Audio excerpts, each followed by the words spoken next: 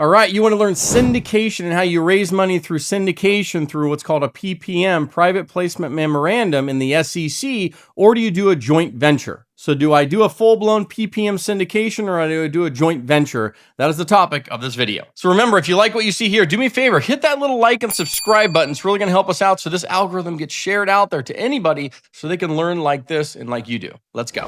Okay, so you're probably sitting there, hey, I want to raise some money for my deal. I want to do it from people I know, some people I don't. I'm not quite sure. Do I do a joint venture? Or do I do what's called a private placement memorandum? Joint venture meaning, hey, do I just have an operating agreement, right? An LLC and having an operating agreement, and then I bring everybody just into that LLC operating agreement, and that's it. And it's a joint venture amongst the people inside there. So you can do that, not a problem. Typically, that's set up for people that know each other really well. These could be, maybe you got a few friends and family, people around you that you know really well, and you're going to bring them in. It's only a few of you, so you can put them inside this JV, joint venture operating agreement. But just keep in mind, a key point to this is that everybody technically, right, gray area, but technically needs to play an active role. So if you start segregating people inside that LLC as passive and active investors, technically you're supposed to then do a full PPM, private placement memorandum. That's what an attorney's going to tell you. Now, full disclosure, I'm not going to tell you one way or the other here on a video, but just so you know that that's how technically, if you ask an attorney, they're going to tell you, okay? So that's the joint venture, typically reserved for people that you're just bringing in good friends and family into the operating agreement. Most everybody knows each other. They're going to play some role in it. Maybe there's a managing member, right, that's doing the daily operations, but the member, which could be your investor, could just play some form of an active role inside that. Make sense? So that's how you do that. Now, let's move on to the full-blown syndication. If you've heard these terms, let's say I want to do a multifamily apartment building and I'm raising $1 million. And how would I do that? Some people I know, some people I don't know, some people are really well, some people not really well. I don't know, but that's just how I'm going to do it.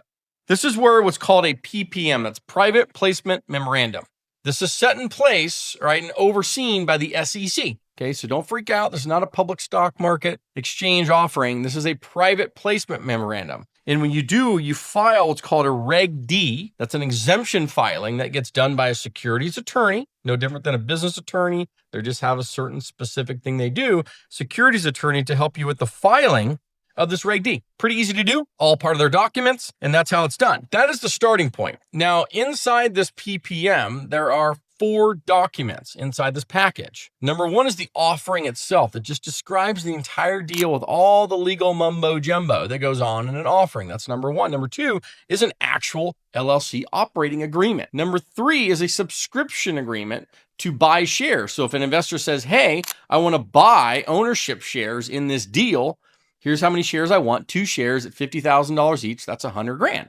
2 shares at $50,000 is $100,000. And I'm going to buy it. And this document, subscription agreement, gives me my right and ownership to these private ownership shares of the property. So that is that. And then last one is an investor questionnaire that they're going to answer to kind of give you an idea. Are they an accredited or a non-accredited investor? And that's kind of your responsibility in a way. So let's move forward, because in this, you have 2 different types of offerings. You have a 506B offering, and that allows you to privately advertise to people you know that are in your circles per se. And with that, you can bring in both accredited investors and some non-accredited. Could just be my buddy down the street that's got $25,000 that he wants to put into this thing, and he's not a full-blown accredited investor. Now look, there's 4 or 5 things that bring you in to be an accredited investor. We can deal with that on other videos, and you can Google that and you can chat GPT it till you're dead. What is an accredited investor? It'll give you the 5 things. Okay, very easy. But you can bring in both accredited and non-accredited. The key thing to this is you cannot publicly advertise, meaning I can't go out on Facebook and start running ads for this investment deal to raise money. Can't do it with a 506B. Has to stay pretty private. My circles, email database of close people around me, people that I know relatively well. Sure, can I run a little story on my stories on Instagram talking about being in front of the property and saying, hey, this is pretty cool, but I can't actually throw out terms in the offering itself out there and advertise it all over the place. Okay, it's key. All right, now you got the 506C. So let's say I wanted to go out and publicly advertise this thing. I can do it under 506C. And then with that, I can only attract and bring money in from accredited investors only. Once again, you can Google and ChatGPT what an accredited investor is.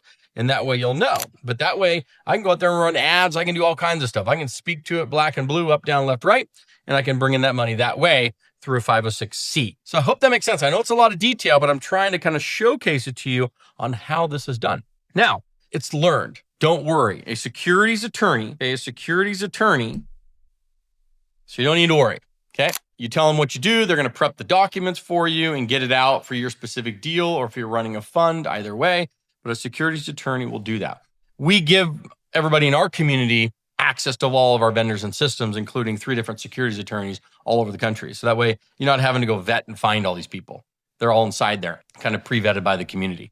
So that's how that's going to get done. And you are syndicating, right? And keep in mind, the term syndicating, the word syndicating is just a fancy, sexy word for collaborating money. That's all it means. So don't let this kind of scare you. Trust me, when I was trying to raise money the first time I ever did it, I was scared to death, never done it. I'd never bought anything more than a fourplex at that time. And now we were buying a 27-unit apartment building in the Midwest. And we got the deal, and I started hyperventilating because I'm like, oh my gosh, now I need to go raise 900 grand. I need to get $1.7 million loan. We're closing on this beautiful 27-unit deal, and we're going to renovate it, do the BRRRR method, all this other stuff. And I'd never raised any money. I didn't know who I was going to raise money from at this time. So you can imagine, anything that you think you're scared of about raising money or people with money or not knowing people with money, all the fears and unknowns that you're probably thinking of that are stopping you from doing this, I was right in the middle of them. Okay, I've been there. But you have to get to the edge of that cliff sometimes, and you got to jump. And you need to allow the how to show up. And that's why you get around people. That's why you learn from people. That's why you get in communities. If you want to get mentored, you get mentored. All this stuff can happen, Sue. That way you collapse time and you collapse mistakes. Because once you go through it one time, you'll be like, dude, I got it. This is cool. I can do this over and over again and make millions for me, my family, and generational wealth, financial freedom, all these other things.